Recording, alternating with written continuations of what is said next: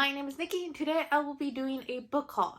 So I'm kind of ashamed to admit this, but I have bought all these books within the past 2 months, and I kind of have to stop because I am buying way too many books, especially manga. So I wanted to kind of share what I have, not just for you guys to know what I have, but also to remind myself that I already have that manga and not to buy it because I already bought the same manga already, and I'm kind of like, you need to stop. So let's get into it. Okay, so I'm gonna start off going by sections because I have like parts of what I bought. So I'm gonna start off with books, and then manga, and then my arcs I got and used books, and then my book of the month, and also some interesting Stranger Things items I got. So let's do this. Okay, so let's get into novels. So the first one is Animal Wife by Laura Urch, I think that you pronounce it. To be truthful, I just know this is horror, and I love the cover because one, I love the retro 1950s housewife with the werewolf in it. I'm not sure what this is about. All I got in the beginning that hooked me was in villages where women bore most of the weight of a constricted idol, witches fly by night on broomsticks. And I'm like, are they witches? Are they werewolves? This is a short story. What's going on? So I'm intrigued. So this is gonna be like for my spooky season reading, and it's really short, so I'm kind of excited to get into it. Okay, next book is Red X by David Dumchuk. I'm thinking that's how you pronounce the name. I'm gonna be very honest with myself. I suck at pronouncing names, so I am so sorry to anyone who's yelling at me saying that's not how you pronounce it. I am trying here, okay? I'm gonna admit I'm probably illiterate. Granted, I read a lot of books, so I'm kind of excited to read this. I've not heard anything about this whatsoever. I saw this in the horror section recently, and I'm like, that's new. What is it? And all I have to say is what caught my attention besides like the title was the artwork. It is very pretty. It sort of looks like someone's journal. And then we have a map of town of York as well. And I feel like I'm gonna cry in this story because this revolves the HIV pandemic during the 1980s, and it says that gay men are being stalked and vanishing and no one cares about them, and that seems so sad. But I mean, in American history during the AIDS pandemics, that was like a real thing that was happening, especially that demographic of people like gay people, sex workers, all this stuff disappear, and people don't really care about them if they disappear. And so I'm just kind of like, I'm gonna cry. I know that. And it also says that it is also a personal history, a life lived in fear and thrall to horror, a passion that boils over into obsession of David Dumbrick's own life. And so I'm like, this I feel like is kind of like his therapeutic thing of probably what something he lived through, or maybe something about a friend or something like that. So I'm kind of intrigued, and also I will be prepared to cry in this story. So the next book is Heatwave by TJ Klune. This is the third book in his, I think it's the Wave series. I could be wrong. No, the Extraordinary series by TJ Klune. This is the third book. It's about superheroes. If you're into TJ Klune, this is one of his YA books. And I was like, oh my god, I can't believe it's ending, especially the heat wave we are currently having throughout the whole world. Who's currently having summer? So, perfect title. Can't wait to see the conclusion. Kind of sad that's ending, but at the same time, I'm kind of happy to see where my homeboy ends up, you know? The next book is Hell Followed With Us by Andrew Joseph White. So this one I haven't heard a lot, but I've seen like pictures of it, so I really wanted to pick it up. What intrigued me, it's actually written by a queer trans author, and the characters themselves are queer and trans, so far that I know. I'm not sure if it's the main character or someone in the story, so I'm really excited to get this. I'm gonna admit this was mostly a purchase due to the fact that the cover looks so pretty. Okay, so it says, prepare to die. His kingdom is near. 16-year-old trans boy Benji is on the run from the cult that raised him. The fundamentalist sect that unleashed the Armageddon and decimated the world's population. Desperately, he searches for a place where the cult can't get their hands on him, or more importantly, on the bioweapon they infected him with. Dun dun dun! So I'm kind of intrigued. So post-apocalypse, uh, probably something religious since it's cult based. Ooh, maybe it's like what's it called? Resident Evil style. I'm kind of excited to read it. And also this cover. Oh my god, it's so pretty. So now moving into manga. Fair warning, most of all the manga that I collect is gay manga. BL, yaoi, I don't care, I want it, I got it. I sound like Ariana Grande. But anyways, just telling you right now, that's basically what this all is. I have an obsession. I don't know when it's ever gonna end. The next manga is Seaside Strangers, Volume 1, 2, ow, and 3. So I've heard really good things about this. I actually read the short story or something like that. I don't know how to say it. It's basically like a short like intro chapter in one of my other mangas, and I was kind of iffy on it, but then someone kind of told me that I should actually read into it. So this says, a romance that will cleanse your heart. Ever since his parents disowned him for being gay, Shu has been living with his aunt on a small island near Okinawa. One day he meets Mayo, a high school student who recently lost his own parents and now spends his day sitting by the sea. The two young men begin to open up to each other until Mayo reveals that he's leaving. 3 years later, an adult Mayo returns to the island to confess his true feelings, but is Shu ready for a relationship? And I'm like, that right there sounds like it's gonna break me. And from the short story I read for this, like the expert, I think that's what it's called, I was not getting those vibes whatsoever. But now seeing it, I'm like, I'm prepared to cry. Yes, I am. So the next manga is The Vampire and His Pleasant Companions, and I have volume 3 and 4. I'm still waiting on 1 and 2. I'm kind of peeved because I'm like, what the hell? Why do I only have 1 and 2? But this seems so really smexy. It kind of gives me Twilight vibes, so I'm kind of iffy, but at the same time, just the back of it, about what it says, I'm not gonna say what it says because it's kind of spoiler since it's 3 and 4. I kind of was like, okay, I kind of want to know what happened before we got here, you know? So I'm kind of excited. And look at them, look how schmexy that is. They are so adorable. So the next one is The Treasure of the King and the Cat. So I saw this behind one of my other mangas. I think it was Given, where it said in the back of it, like, if you enjoy Given, you will enjoy this. And so I was intrigued because this one is basically about a king that gets turned into a cat, and a wizard finds him. And the wizard basically takes care of him because he believes he's an actual, like, magical feline cat. And so I'm like, I am down. And so he's on a journey to return the cat to the king because he doesn't realize the cat is actually the king. Because he's been cursed or something. One day, a large number of people suddenly disappeared in the royal capital. When young King Casso goes out to investigate the occurrence, he comes across the culprit. But the criminal puts a spell on him to help him out. The king calls the wizard Ophelion to the castle, along with Prince Volks and his loyal retainer Nois. Retainer? Yeah, okay, retainer. Together, they're determined to solve this strange, fluffy mystery full of cats, swords, and magic. So I'm kind of intrigued. And also the fact that I want to know how he falls in love with a fluffy cat and how he's a king. Or what happened, actually, in the mystery of the cat. The next one is Sayonara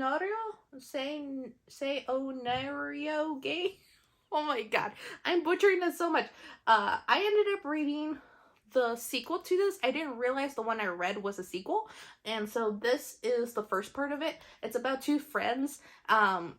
They're in high school, they've been best friends growing up and all this stuff. He doesn't realize his best friend's in love with him, and when they graduate, he confesses to him, and then later on when they meet again when they're older, he starts playing this game where he's like, you know what?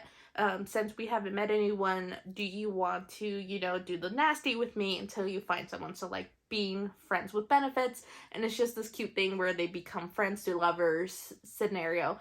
And it was so heartbreaking for the sequel. I don't want to imagine what happens to them in high school. This sounds so depressing, but so good. I can't wait. The next one is Don't Be Cruel, volume number 10. This is one of my favorite BL series. This is a little raunchy though, so just fair warning. It's basically about a jock and a nerd who kind of end up together. You find out the jock is, well, he's not really a jock, he's just the popular boy. He falls in love with this nerd. He basically is using him. He likes messing with him because he loves the way that he gets really shy. He blushes. He's so socially awkward. He's just obsessed with him. And the shy guy has no idea of that he's actually in love with him. And their whole relationship just based off the fact that how they basically feel for each other. So it's more of they talk about their relationship. It's the flow, the ups and downs of their relationship because they're two separate people. He's never been in a relationship, the other one has, and he kind of doesn't know how to be in a relationship without making it seem like he's too clingy. And the other one is basically trying to keep this relationship because he's the first person that he's ever loved. And so it's so cute, and this is volume 10, and we are in college years, and it's breaking my heart because they just found out that they're gay for each other. Other people, not them specifically, they already know they're gay. So highly recommend this one if you want something that has really cute little moments and a lot of sex. Lots and lots of smexies. Lots. Okay, the next 3 mangas you cannot judge me for. And the reason why is because the name, firstly, is called Dick Fight Island 1 and 2. I'm intrigued. I heard the second one is better than the first one. This is mostly just porn in a book. That's all I'm gonna say. Moving on. And the other one is Killing Stalking. I remember reading this on Tumblr, and when I saw it come out, I'm like, girl, I need a copy. This book is so good, but so morally wrong. Think of the TV show / book You, but like 10 times worse, because you're like, girl, you in a physically abusive relationship, you need to get yourself out. But just the author of this, just how they wrote it, incredible, especially because it doesn't make light of the situation of what's going on, and so but you're just so hooked on what's happening because you're rooting for the main character, and you're like, you are a dumbass, why do I even like you? And it's just more like, why are you doing this to yourself?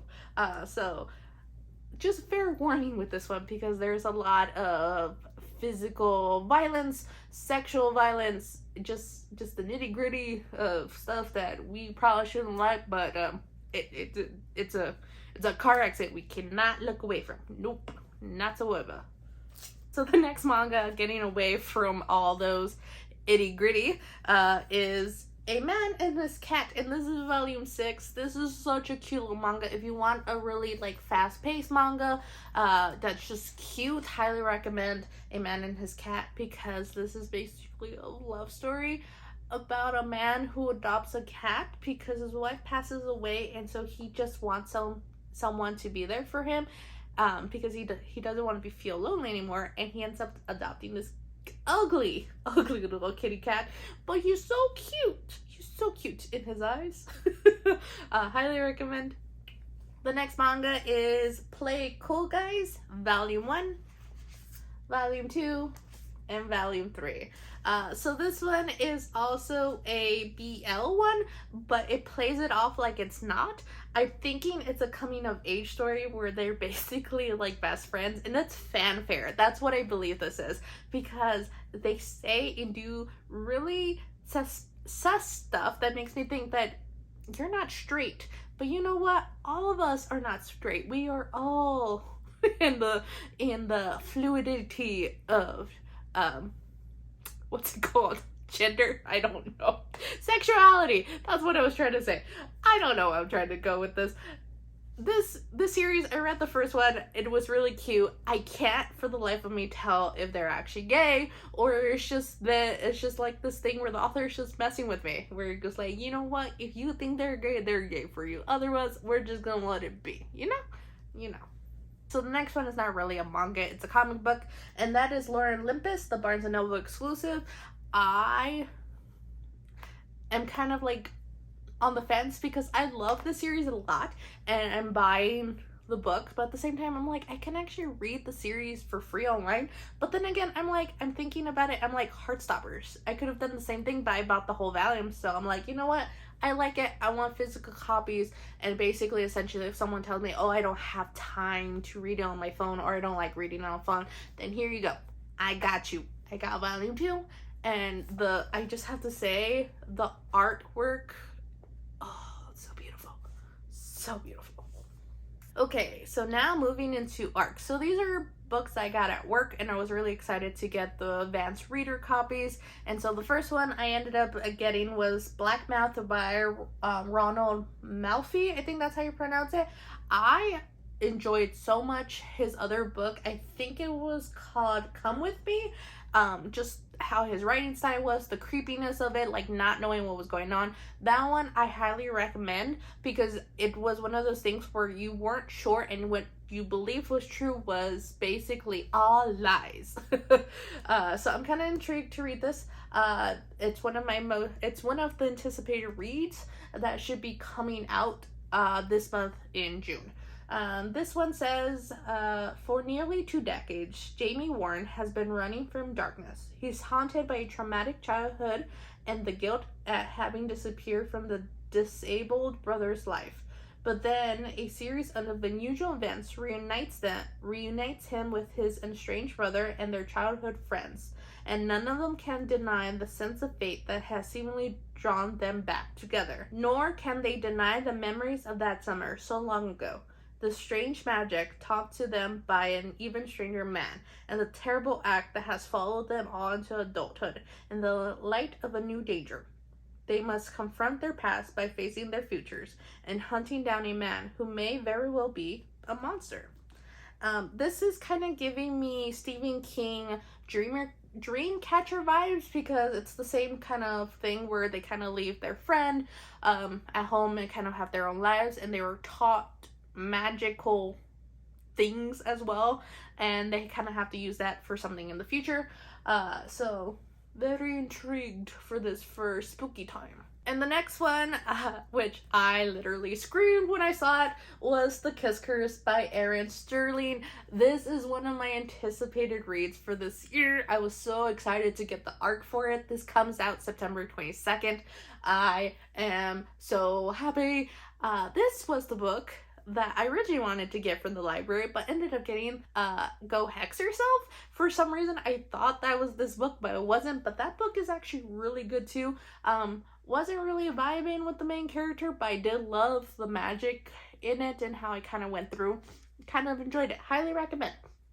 So this is The Kiss Curse. I don't want to read the back of it. I kind of want to be surprised because I don't want to know what happens in this. I think we're going to probably be following the aunt or maybe one of the other brothers in the series, because I know there's one more brother in the first book that was not like in a serious relationship, so I'm kind of intrigued. Now moving on to used books. So I have this thing where when I go to Goodwill or Savers or any used bookstore or something like that, I like to collect Stephen King books. I've read most of all Stephen King books. I like to collect his covers mainly because he's been writing such a long time and some of his covers are really interesting. And so the first one that someone actually gifted to me was Hearts in Atlantis by Stephen King. I love this book so much. I totally forgot. I don't even have this. I think I have the hardcover. I believe. I could be very wrong. But I do not have this cover, so I was really excited to get it. It's kind of funny because a lot of people believe Stephen King writes strictly horror, but this book is not really horror. It's more of a thriller. It's about these kids who essentially are trying to help their next door neighbor. He's being wanted by the Men in Black, and you don't know why, and that's the whole gist of it. And it's centered, I think, in... When is this set? I think this is set in like the 60s or something. Because this is when there's not not everybody has a phone, and it's just like a really cute little story about friendship. It's sort of like what it would have been if they didn't have to run away by a scary monster, and they're basically protecting some one. I'm not explaining this right. Highly recommend if you want something Stephen King related that's not full on horror, but more of a thriller. This is really good. The next one is also a Stephen King book. This one was also gifted to me, and it's the drawing of the three. So this is the Dark Tower series. This is book 3 in the series, and look at that cover. That is so pretty. I think the only other cover I have is a hardcover, and that's the original one, and it actually has the 3 doors in the sands. And out of the whole Dark Tower series, this is my favorite because of the crabs, because I like when they go da-da-chuck. If you've read the series, you know what I'm talking about, but that was one of my favorite. The next Stephen King book that was gifted to me is the first edition Rose Madder book. I'm gonna be very honest, I have never heard of this book or ever read it. This sort of, when I was reading the flap about this, kind of reminds me of Dolores, oh my god, what is it? Dolores Colorblind? No. Dear Lord, I can't remember. Anyways, I'm gonna put a picture of it over here. It also has a movie. I really enjoyed that, and I read the book, and I like that whole mystery murder thing that goes on, and this is kind of what reminds me of that, except that it feels more of like the prequel leading up to the mystery of that book, but they're not connected so far. Now, then again, Stephen King does say all his books are connected in some way, but I think that mostly has to apply with the Dark Tower series, not the actual other universe. I'm not sure. I'm kind of excited to read this, and the fact that this is a first edition book, this blows my mind, mainly because it's in a great condition, for one, and this book came out in like 1996, and it looks like someone got it literally out of the store, like freshly published right out of the store. So yeah, and also if anybody knows how to take out Goodwill stickers, let me know, because they're a pain in the ass to take off.